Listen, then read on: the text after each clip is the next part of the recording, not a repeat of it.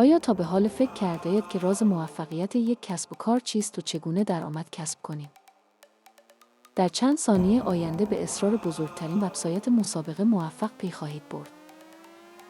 وبسایت مسابقه فکر نامحدود مسیح بهادری تنها یک نمونه از این راز هاست. دیزاین خلاقانه، محتواهای جذاب و تجربه کاربری بی‌نظیر، رضایت مشتری، مسابقات هوشی با جایزه نقدی.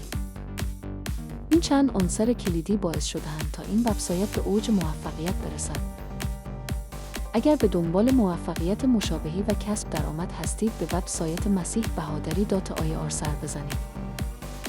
آیا می‌خواهید از این رازها بیشتر بدانید؟ از حالا مشترک شوید و محتوای بیشتری از ما دریافت کنید و همین الان در مسابقه فکر نامحدود ثبت نام و شرکت کنید. مسابقه فکر نامحدود، جایی که نوآوری و خلاقیت شما به چالش کشیده می شود.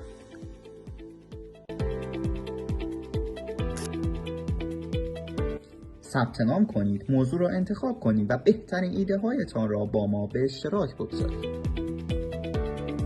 جوایز نفیس منتظر شماست و برندگان مسابقه به شما معرفی خواهند. فرصت را از دست ندهید. برای اطلاعات بیشتر و ثبت نام به وبسایت ما مراجعه کنید.